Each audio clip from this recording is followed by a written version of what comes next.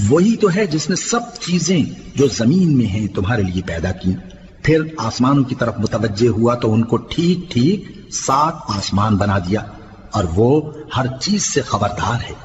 और वो वक्त याद करने के काबिल है जब तुम्हारे परवरदिगार ने फरिश्तों से फरमाया कि मैं जमीन में अपना नायब बनाने वाला हूं।